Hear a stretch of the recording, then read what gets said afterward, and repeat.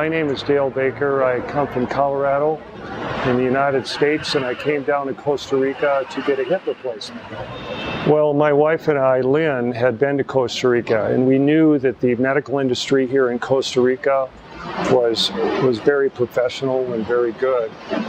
So when this problem occurred, one of the first countries we thought about getting the procedure done was Costa Rica.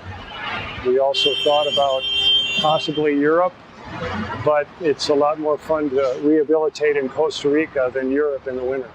Everything has gone very professionally, from being picked up at the airport. I'm by myself, so you've been very helpful. You picked me up at the airport, found a nice hotel for me. The people at the hospital couldn't have given me better care. They were all very concerned about my well-being. And of course, Dr. Ording, I think, did a tremendous job, and he also was very concerned for my well-being, and he answered all the questions I had after the surgery. So I'm very comfortable with everything that happened here. Well, probably the only thing that would have helped me more, being by myself. I had to do a lot of things on my own, and I understand that most people, when they come down to Costa Rica to have a procedure done, they're usually with a helper. Especially the first couple of days after surgery, I probably could have use more assistance. A little extra hand. But I, as far as doing some of the normal things that you take for granted that are pretty hard to do after having a hip replacement. But after 2 days, I was fine, and everybody has been very good, including obviously yourself, communicating with me and helping me whenever I had a request. So, before the surgery, my condition was getting progressively worse. For the last 8 months, I've had a very bad hip, and it got so that the last 2 months, I could hardly walk, and I had to start using crutches. I was trying to wait until I was 65 years old, because then I would have been on Medicare in the United States.